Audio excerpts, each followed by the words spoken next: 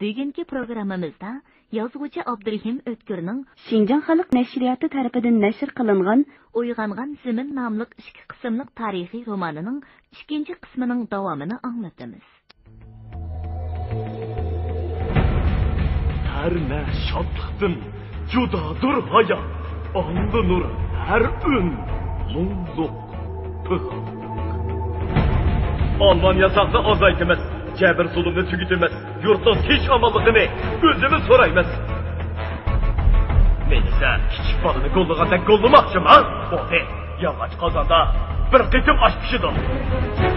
Meni sorusanla, ben adli bir cangçı. Menin maksadım, halkını cebir zulümdük tutkuzup, erkin azatlıkı çıkırıp, tinç, paravan turmuşka ilgi kılış. Hey! Şu ben diyen lomadını kışka! Onun gıdaykan cipin var! Bölme, iyiliği terekke, azatlık meşgili yangan, meni kıtağdırığı başla hitemaka. Oygangan ziminni, hem de hiç kim tutalmayın.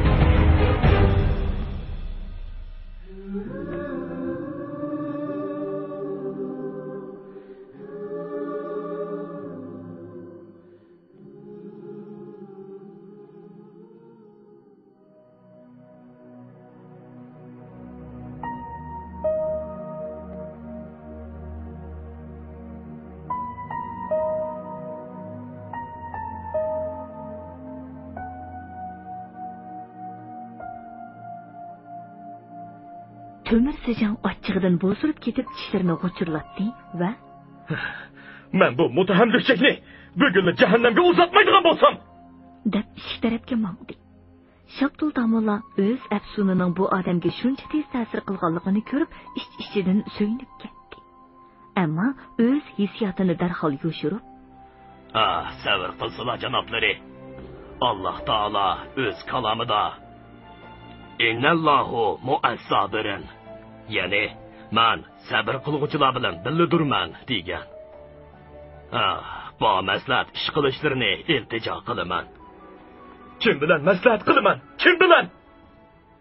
Janoblari uchun cho'loq so'qiydan yaxshiroq maslahatchi bo'lmas deb o'ylayman. Shu oqshimi Tömür Sejang o'zining xos hujrasida qasqonliq shapka kiygan, yoqoq yuz, chashqon burut bir ofitser bilan Osmon masalasi to'g'risida jiddiy paranglashga boshladi.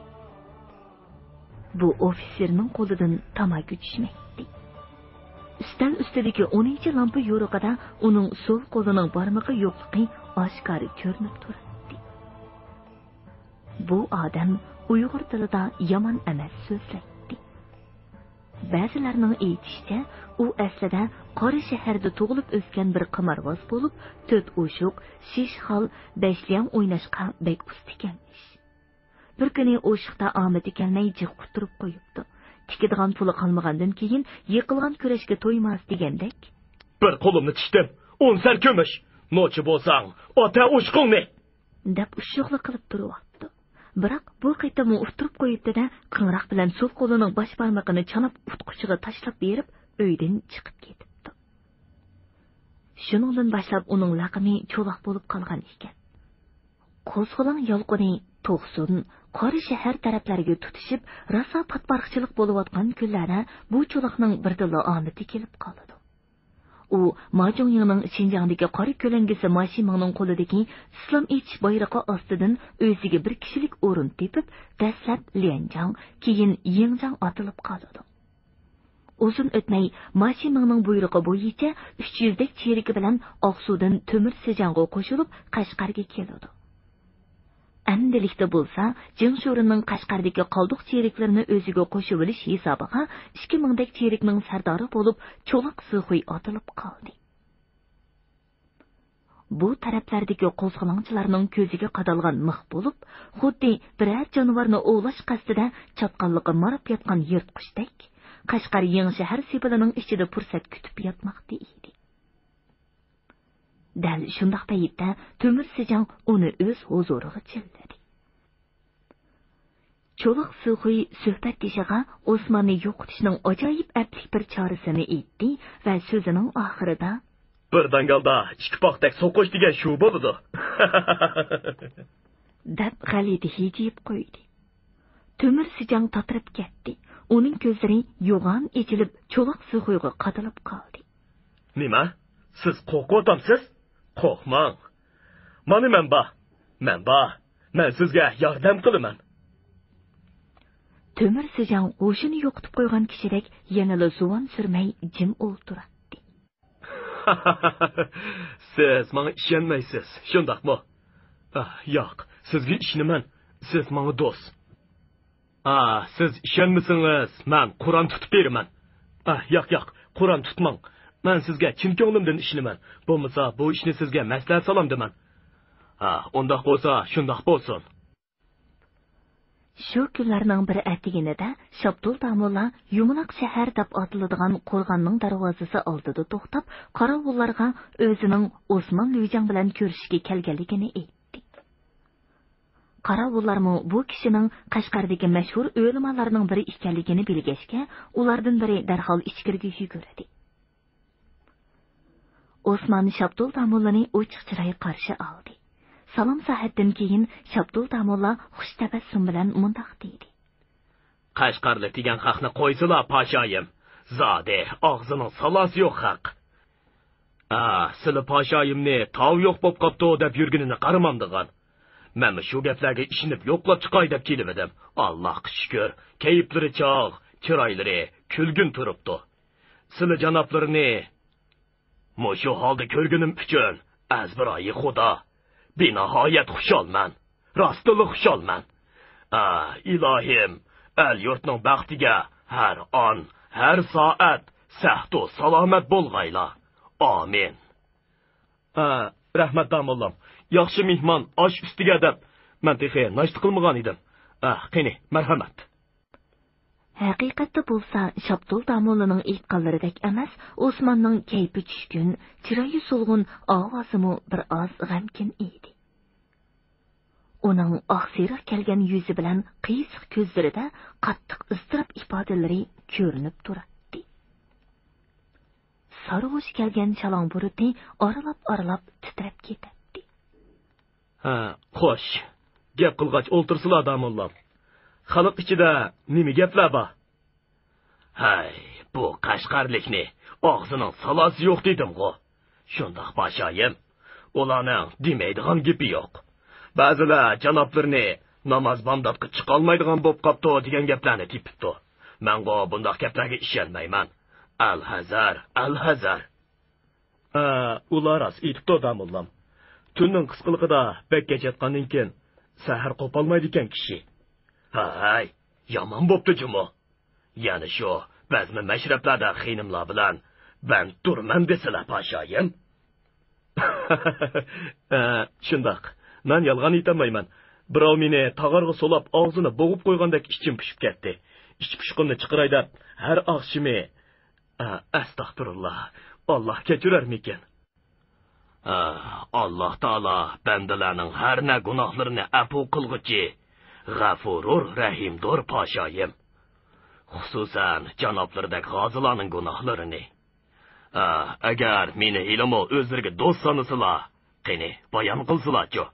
Zodi nima boisdan to'la ishchilari pishadigan bo'lib qoldi. Nima boisdan bo'ladi dedi Damollam. Qashqarda bo'layotgan ishlardan xabar yo'q kishidek gap qildi-ku. Meni ma'zur ko'rgaylar pashoyim. Eqirlari parhezkor, taqvo kishi bo'lganligim uchun bu fani dunyoning kirdikorlariga ancha parvo qilib ketmayman. Shundoq bo'lsinmi deyli. Tömür Sijangning Sobit Damollam bilan Shoh Mansurni nazarband qilib qo'ygandimmi, xabarlari yo'qmi? Xabarim bor pashoyim. Bu benihoyat yomon ish bo'ldi. Al-hazar.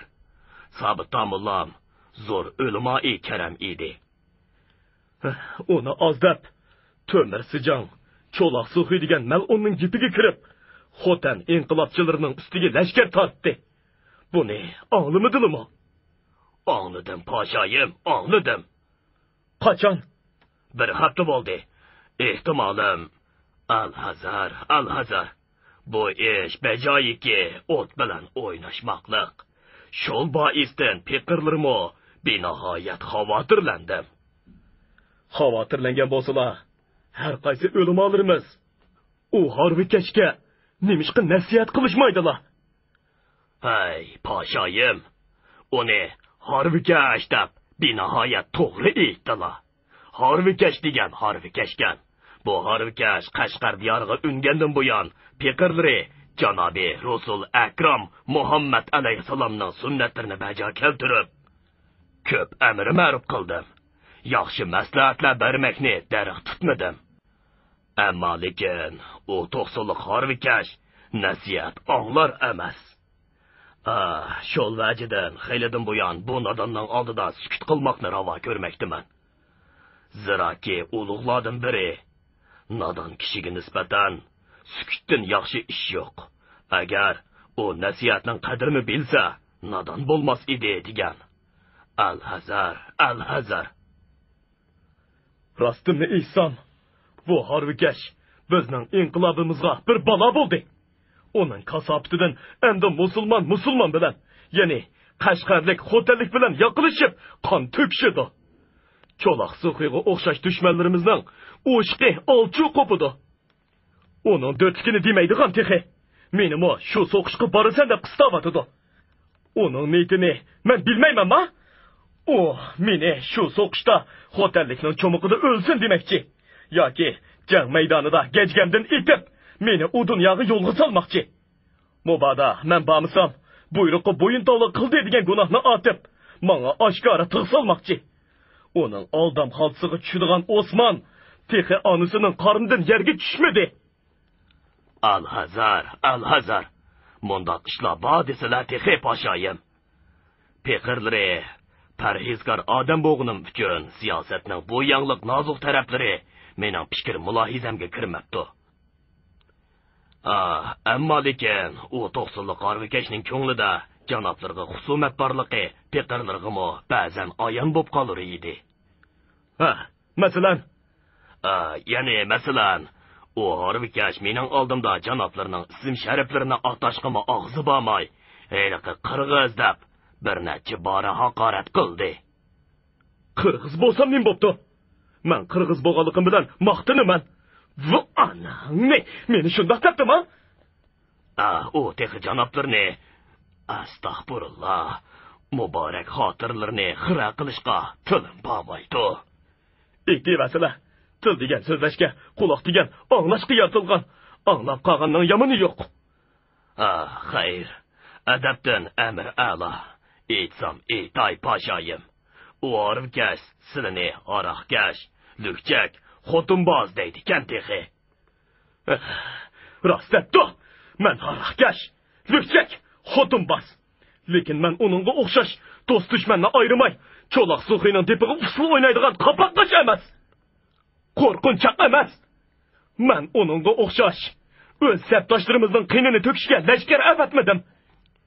İttifoqsizlik urqini chechib, dushmanning tugminiga suv qo'ymadim. Qaysimizning gunohi ig'irligini Xudoyim o'zi biladi. Bu anani. Ruxsatmi? Kiriva. Muhofizatchi yo'g'onligi 3 oylik bo'voqchilik keladigan bir qo'rchoqni Osmonning oldiga qo'ydi. Qo'rchoqning beshiga alohida tikilgan kichkina qirg'izcha qalpoq. Uchisiga qizil chekman to'n kiydirilib, beliga tasma kamar bog'langan. Ko'rinib turibdiki, bu qiz ayollar qo'li bilan mundaqda tikib qo'yilgan lot qo'rchoq bo'lmay, balki maxsus hunarvanning qo'lidan chiqqan san'at buyumi edi. Hammadan ajablanarli yeri shuki, qo'rchoqning ko'kragida kichkina yengzar pichiqi sanjog'liq turibdi. Bu nima gap? Muhofizatchi bu qo'rchoqni kechilik qorovullikda turgan yigitlarning tong otgan chaqda sepil ustidan tepib olganligini aytdi. Kimdir biri sirtdan tashlagan bo'lishi mumkin, deb qo'shimcha qildi. Osmon qo'rchoqni qo'liga elib bir qo'ri qarab chiqdi-da, qaqoqlab kulib ketdi va nima deyishini bilmay hayron bo'lib o'ltirgan suhbatdoshiga: "Mana taqsir, ko'rib o'tamsiz." Al-Hazar, Al-Hazar. Bu zodi nima gap? Men zinhor tushunmadim. dedi Shabdul Damulla. Ondan oldirish duo yandurib: Xo'sh, poshayim, menga ijozat. Qashqar Koni shahardan 2 manzil g'arbga joylashgan Langar degan kichkina yurtda tong sahardan boshlab qattiq ansizchilik bo'lmoqda. Qirg'izcha qalpoq kiygan bir to'p qurolliq otliqlar yurtning chetigarak joylashgan harbiy kezarmani o'ngtay-to'ngtay qilibdi. Kechicha apyun chekish, qimor o'ynash bilan tong'i ulashgan cheriklar bir pay o'q etishqini o'zgirmay hech qanday qarshiliksiz taslim bo'ldi. Otliqlarning bir qismi gezarmadagi qurol yaroq, o'q-dora, yem bo'g'iz va zapas oshliqning hammasini o'lchiga tushgan ot uloqlarga ortib g'arb tarafga ilgirlab ketdi. Bir qismi uyma-uy yurib, yana oshliq, yem bo'g'iz yig'ishqa, qarshilik ko'rsatgan dehqonlarni qamchilashga boshladi. Ha, yigit, man qara, o'zingmi musulmon ko'rinasan. Musulmanni bulatalan qisi bo'lamdi. Sizlar zodi kimning odimi? Yamul cheriklarining jabr zulmi ozliq qilgandek, sizlarmi bizga zulm sag'ri turdingmi? Dedi bir buvay qalpoqliq yigitning qo'lidagi tog'orga esilib. Bu tog'ordagi qo'noq bizning kelar yillik oziq emas. Buni sen ilib kelsan biz qanday qilamiz? Rahim qilsizlar xo'jam bolam, rahim qilsizlar. Sizlar buni ilib ketsizlar, biz oltijon och qolamiz cho'misizlar. Bizga ichillari og'risin. Aç qalamsizlar, to'q qilamsizlar. Mening nima karim? Mening karim yo'q. Biz Osman Pashaning yigitlari. Bizni Temirsijon shaharda turg'ili qo'ymadi. Biz taqi chiqib ketamiz. Taqda ochliq bo'lmasa, ochliqdan o'lmaymizmi? Qo'yivat deyman. Qani, bo'lmasa beshimni salaman. Qo'yivat. Insof qil balam. Osman Pasha puhrani kafirlarning zulmidan qutqizaman deb islom ochgan emasmi? Endi sizlar biz puhralarni bunda qilsanglar, Xudo ravo ko'ramdi. Ravo ko'ramdi, yo'qmi? Bu Xudoning o'zining ishi. Buni mendan so'ramay, o'zidan so'ra. Yo'lni to'simay, o't bu yoqqa, bo'lmasa. Buvay bilan mo'may yana tog'orga esildi. Qalpoqliq yigit buvayni ishtirvatdi. Buvay yiqilib tushdi. Bayardan beri xotin balalarning nolisarlari anglanib turgan uydan yirtiq mati ko'nglik kiygan, yalong oyoq tambal bir yigit etilib chiqib, "Vup bular chiqanxo'r!" degan peti qalpoqliqning qo'lidan tog'orni yulib oldi. Qalpoqliq qamchi ko'tardi. Yigit uning qamchisini tortib olib neri cho'rivatdi. Qalpoqliq og'zini buzib qilichini sug'ardi. Yigitni bo'sh kelmay ketman sepini qo'liga oldi. Dahshatli elish boshlandi. Biroq qilish degan qilishda yigitning yirtiq mata ko'ngligi qonga bo'yilib ketdi. Uning qo'li jaynikidan uzib tashlangan edi. Xotin balalarning dod faryodlari yer zaminni larsiga keltiribdi. Buvay asta o'rnidan turib, titrab turgan o'riq qo'llarini egiz ko'tarib ko'kka boqdi. Ah, Xudo! Bu qanday zaman? Ko'rib otamsan buni? Temirsijon Osmanning qochqanligini anglab, uni tutib kelishga darhol qo'shin avatdi. Biroq 600 kishidan tarkib topgan bu otliq qo'shin Osman bilan kuch elisholmay, Mingyo'l degan yerdan Langarga qaytib keldi. Temirsijon ahvoldan xabar topgach, Cho'loq Suxuydan yordam so'radi. Cho'loq Suxuy shu kechsalar birdan otliq cherik avatishga va'da berib, "Siz qo'rqmang, o lukchakni men tutib kelaman", dedi. Atsi Temirsijon kichik yuk mashinasi bilan Langarga keldi. Biroq Cho'loq Suxuy va'da qilgan birdan cherikning qorisini ko'rinmaydi. Temirsijon ochiqdan yer tepib, "Bu aldamchi xunpar, bo'kimga jigdi solmoqchimisan?" dedi-da darhol shahar tarafga qaytdi. Mashina jang-to'zon to'zdirib, Saman yezisidagi to'g'raqliq mozorga yaqinlashganda, kabinkada choy qilib o'tirgan Temirsijon vaqtni belgisi kelib, qo'yin yanchiqidan oltin zanjirlik soatini chiqardi. Yoz quyoshi patayib turganiga qaramay, soatning qisqa yilmisi ular Langardan qo'zg'algan chog'dagi 3 raqami ustida to'xtab qolgan edi.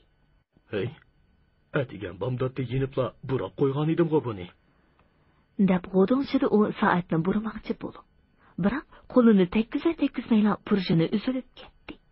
"Qiziq ish. Yep-yangi soatmi shundoq oson buzilamdi", deb g'o'donchida u soatni yanchiqqa selib. Shu arada oldi tarafda bir top otliq qo'shin ko'rindi. Bu Cho'loq Sug'uyning yordamga avatgan sheriklari bo'lib, ularni Kangmaza degan tanjang boshlab kelyotdi. Kangmaza mashinani ko'rish bilan sheriklarga otdan tushib, yo'lning ikki qasnig'ida tizilib turishga buyruq berdi. Temir Sejang olti muhofazatchisi bilan mashinadan tushgan hamon Kangmaza yugurib kelib harbiyga salom berdi. Temir Sejang uni kechikkanlikda ayblab bir oz qayg'andan keyin "Qani, darhol otlaninglar!" deb orqaga burildi. Shu hamon Kangmazaning muhofazatchisi qo'lidagi mavzurning takisini besavatdi. Orqa-orqadan itilgan 10 tal o'q bilan Temir va uning muhofazatchilari qonga milinib mashina yenida yetib qoldi. Ikki cherik o'qdek itilib kelib Temirning beshini kesib oldi. Kangmaza uning yenini oqtirib, qonga milinib ketgan 10 dona tilla bilan yiliqa oltin zanjirlik soatni yonchuqiga soldi. Bir necha cherik Temirning muhofazatchilarining qurollarini yig'ishtirib mashinaga chiqdi. Kangmaza kabinkaga chiqib, kelgan yo'li bilan shahar tarafga haydashni buyurdi. Qolgan sheriklarmi mashinaning orqasidan otlarini yo'ritib shaharga qaytdi. Gugum tushganda jasadlar orasidan qonga milangan bir odam daldaqshib chiqib, ikki qo'li bilan qo'rsqini tutgan peti qo'yuq daraxtzorlikqa kirib, ko'zdan g'oyib bo'ldi. Bu 1933-yili 8-oyning 3-kuni bo'lgan voqea edi. Atsi chashqa vaqti bilan bir to'p cherik Temirning beshini nayziga sanjib, sazoyi qilishga ko'chaga elib chiqdi. Uning o'chib qolgan yo'g'on ko'k ko'zlari avgust oyining kuchli kun nurida xuddi beliqning ko'zlaridek parqirab turardi. Bu ko'zlarda allaqandoq bir tumonliq umid, achchiq hasrat, qattiq nadomat va g'azab izlari qaytib qolgandek ko'rinadi.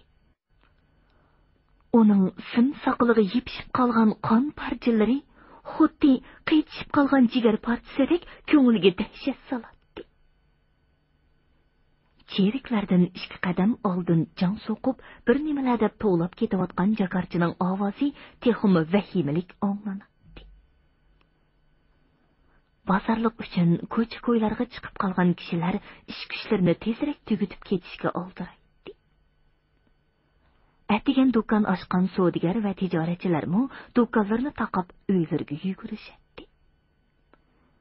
Qayrilar yoq tutib to'va deysa, bolaliq ayollar ro'malining uchi bilan quchoqdagi bolalarning ko'zini yepishga oldiraydi.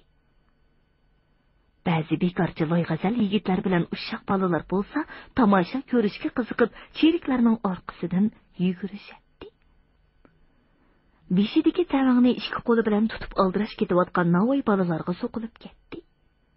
Qizir pishqan girdanonlar do'malanib berib odamlarning oyoq ostida qoldi. 50 yoshlar chamisidagi sallili kishi bilan 30 yoshlardagi shilapili kishi Janon ko'chasida oldirash ketib o'tib, ha deb gap talashadi. Qiziq gap qiladi ekanlar boyvachcha. Bu tasodifiy hol emas. Shuni bilmaklari lozimdirki, omad degan nima bulutning soyisiga o'xshaydi. Bir shamol bilan neri ketadi. Bo'lmasa, Temir Sejangdek butkul Qashqarni so'rgan sarkardining kallasi bir kechadala nayziga sanjilib qolarmidi? Yo'qsa taqsir. Gap omadning o'zida emas. Balki qo'lga kelgan omadni qandoq tutib turishni bilish bilmaslikda. Temir Sejang g'ofil bo'lmagan bo'lsa, yo'q, buning hammasi taqdirning ishi. Izaja al-qadar, aqma ul basar. Ya'ni taqdir qazo qadilib kelganda ko'rar ko'zmu ko'mas bo'lib qoladi demakdir. Yo'q, bu taqdirning ishi emas. Taqdirda nima gunoh? Bizning cho'nglarimiz to'rt olishib, bir-biriga o'ri qo'lashmagan bo'lsa, bundoq bo'lmas edi. Buni qandoqsiga taqdirning ishi degili bo'ladi taqsir. Ha, ay boyvachcha, sizlar o'zlari jidit apandilar bilan bodikalik qilib yurib, yerim jidit bo'lib qoptilar jumusizlar. Shu arada oldi tarafdan yiliqi cheriklarning qorisi ko'rinib qoldi. Suhbatdoshlar oldirash xayrlashib, o'z uylariga kirishib ketdi. Kechqurun sasoyichilar o'z o'g'illariga qaytib ketayotganda, yon ko'chadan bir to'p otliqlar yopirilib kelib, ularni qirib chepishga boshladi. Birdamlik elishdan keyin cheriklar bir qancha o'likni qoldirib qochdi.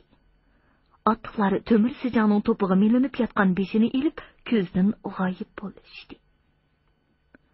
Shu soatdan boshlab Cho'loq Suxuyning cheriklari bilan Temir Sijangning shahardagi bir qism yigitlari orasida ko'cha urushi boshlanib ketdi.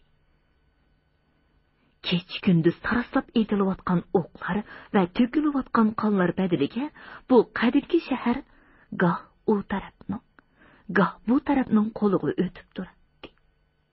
3-kuni kechqurun Osman butun qo'shini bilan shaharga bostirib kirib jangni tugatdi. G'oliblarga xos tantana bilan burunqi bargohi yumaloq shaharga o'rinlashdi. Biz Mazuxiyning nomidan janobingizni muboraklab keldik. Mana bu Sijanglik tomg'isi. Mazuxiy, siz janobingiz bilan sulh tuzib, tinch o'tishni xohlaydi. Qashqar diyorining do'ti bo'lish sifatim bilan menmo bu yurtda tinchlikning qaror tepishini orzu qilaman, dedi Yunusbek. Tinchlik? Qiziq gap. Tinchlikni kim buzib atadi? Siz o'zingiz yurtning otisi turib, necha vaqtdan buyon qayoqlarda qoldingiz? dedi Osman belidagi kamarni tutib turib. Sabr qilsizlar pashoyim. Do'tay janoblarimo ilojisiz qoldi. Qo'ral kimning qo'lida bo'lsa, uning tili uzun bo'ladi ekan. Shabdul Damullaning gapidan keyin Yunusbek yolg'irgan qiyofatda mundoq dedi. Damullam to'g'ri aytdi. Mening maylimchi bo'lsa, bilaman. Sizning maylingizchi bo'lsa, Temir Sijangning kallasining o'rniga mening kallam kesilsa bo'ladi. Shundaqmi? Nauzubillah pashoyim. Do'tay janoblarda zinhor undaq niyat yo'q. Bo'ldi. Gapinglar rost bo'lsa, heliq cho'loqqa aytinglar. Shaharni darhol bo'shatsin. Mening qilichimdan omon qolgan cheriklarini boshlab, yangi shaharga chiqib ketsin. Qolgan gapni keyin qilishimiz. Bo'lmasa, qon to'kkan. Shuningdan keyin Temirning Sijangligi Osmonga qoldi. U birinchi bo'lib Sabit Damulla bilan Shah Mansurni nazarbandlikdan bo'shatdi. Temir Sijangning har qaysi joylardagi Luyjang va Tanjanglariga, jumladan Xotan qo'zg'olonchilaridan qattiq zarbiyab, Yorkanga chekinib shumshib yotgan Hofiz Luyjang deganga savallik Temir Sijangdan o'tdi. O'tganga salavat. Men adovat saqlamayman. Hammamiz birlashib, yangi shaharni azob qilaylik degan mazmunda xat yozdi. Xotanga mo shu mazmunda murojaatnoma avatdi. Sabit Damulla nazarbandlikdan qutulgandan keyin Sharqiy Turkiston Islom Jumhuriyati qurish niyatida o'zining dastlabki gavdasi qilib Sharqiy Turkiston istiqlol jamiyatini qurishga kirishib ketdi. Men demadimmi pashoyim? Sabit Damulladan janoblarga vafo kelmaydi deb. Mana endi bu otishliqning putqo'lini bo'sh tutiblam. Sizlarning paylariga tushganini qaylisizlar? Muqaddas kitoblarimizda kulli shay'i arrujula ala aslaha, ya'ni hamma shay ila asliga qaytadi degan hikmatli kalima bor. Bu otishliqmi o'z asliga qaytdi. Al-hazar. Qandoqsiga o'z asliga qaytdi deydilar Damullam. Hay, pashoyim, jahon tinch emas. Bu otishliqning xo'tanliklar bilan tumshiq yolishib, Sharq Turkiston istiqlol jamiyati degan bir nimani ta'sis etmek uchun shopashlab yurgani. Bu ishni janoblar bilan maslahat qilmay, ma'lum jihatlarda xufiyona harakati bo'layotgani uning badniyatiga emasmi? Xotandan avatilgan ko'mishlarni muborak nazarlardan o'tkazmaylar, janoblarning qo'l ostilaridagi sardor va navkarlarga taqsim qilib berganini demamdilar texi. Men zodi jilikim sho'rliq odam. Kimga vafo qilsam, shunidan jafo ko'raman. Jafo. Endi tushundim. Qo'l ostimdagilarning menga do'li chiqirdigan bo'lib qolganligi bekor emas ekanda. Voy setilmalar. Men Sabit Damullani farishtadek odam deb yuribdiman. O'mo bir azazul ishkan-ku. Oldirmay tursin. Cho'jini ko'zda sanaymiz texi. Shundoq pashoyim. Hayvonning olisi teshida, odamning olisi ishtida degan tamsil bekorga chiqmagan. Al-hazar. dedi Şapdol Damolla ko'zlaridagi mamnunlik ifodasini yoshirishga tirishib.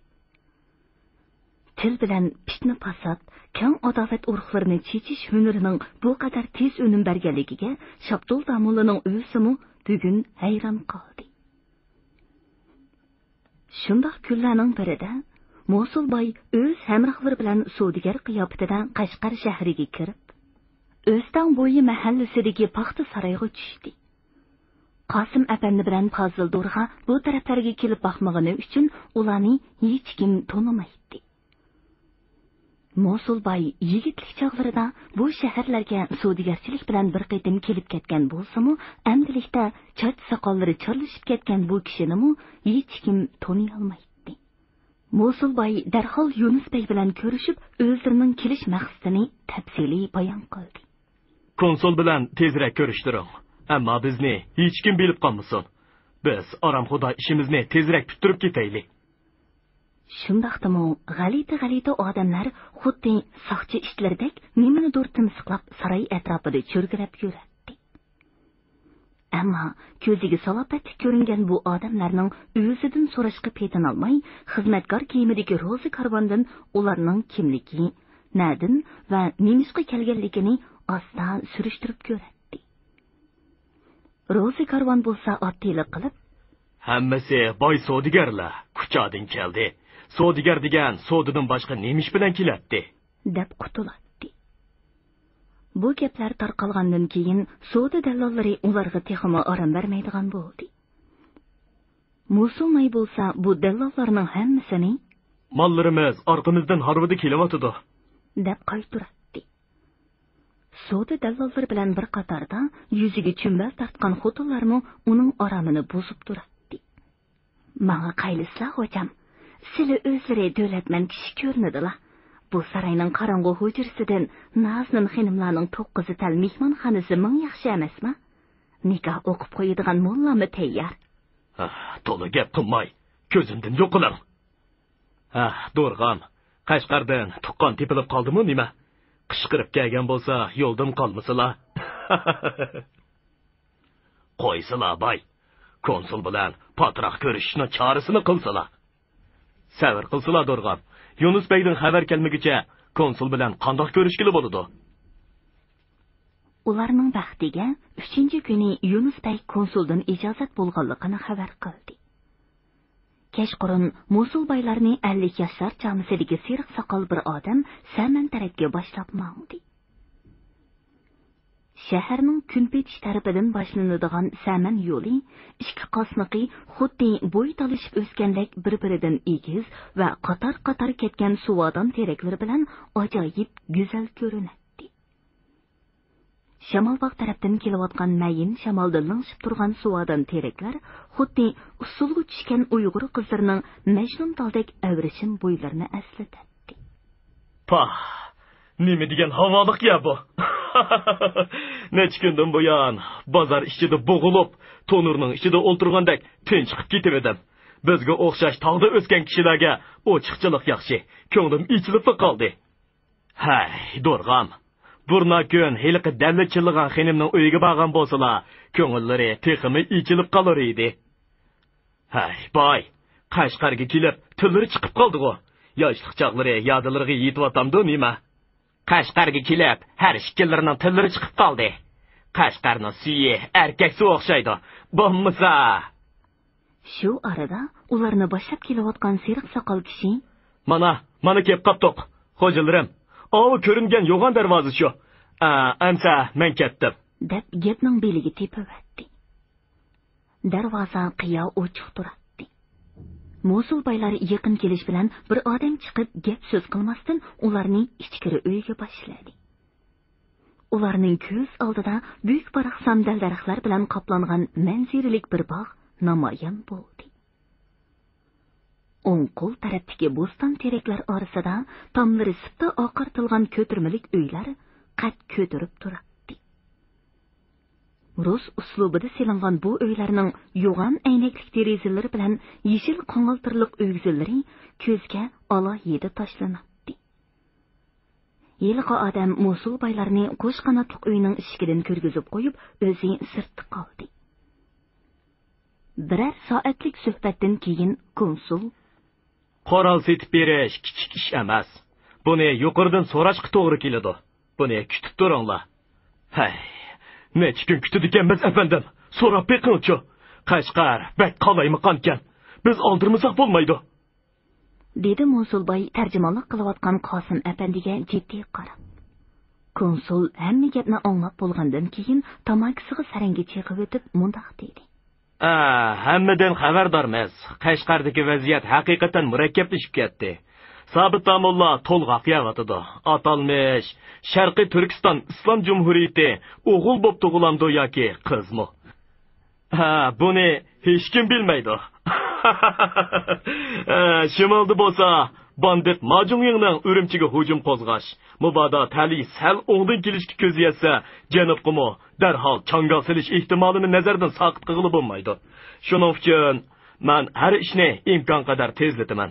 Bizning telegraf apparatimiz nihoyat yaxshi ishlaydi. Sizlarni uzun kuttirib qo'ymaslikqa men va'da beraman. Shahar sepilining g'arbiy shimol tarafiga joylashgan Chinovoq degan bog'liq hovlining yo'g'on darvozasi ustidagi gumbazsimon peshtaxtning yeshil kohishlari kechki shafaq nurida ko'zni chaqnatdi. Bog' ichidagi gulzorliqlar, baraqsan redi daraxtlari, sharq uslubida selingan peshayvonlik uylar bu hovliga texmi husn qo'shadi. Bu Angliya korulligining Qashqardagi konsulxonasi edi. Daim ko'zoynak taqib yuradigan taqirbosh oqburut konsul 40 yoshlar chamisidagi egiz bo'yliq, qoqir bo'yin bir kishi bilan gulzorliqlar orasida sayli qilg'ach, qandoqdir bir masala ustida qizg'in paranglashmoqda edi. Ularning har ikkisi yenik uy kiyimi bilan bo'lib, o'zini nihoyat erkin tutadi. Demak, siz Qashqarga dal vaqtida keldingiz, janobiy doktor Simit. Sizga o'xshash sharqshunosqa bu yerda istaganlaringizning hammasi tepiladi. Xususan, sizning Paris va turkiy tilini yaxshi biladiganligingiz sizga ko'p o'ng'ayliklarni yaratib beradi. Afsuski, rus tilini to'liq bilgan bo'lsangiz, nur ustiga nur qo'shilgan bo'lar edi. Xayr. Izohatingizni daraxt tutmag'aysiz, konsul janoblari. Demakchimanki, Qashqar ajoyib sirliq shahar. Bu shahar biz uchun aytganda ruslar bilan hamma jihatlarda bevosita raqobatlasha oladigan, yo'q, to'g'risi bevosita ilishadigan bir janggoh. Ma'lum nuqtadan aytganda, bu shaharni dunyoning kichikkina bir siyosiy markazi desakmi bo'ladi. Masalan, kechiring doktor janoblari, gapim uzra ketadi.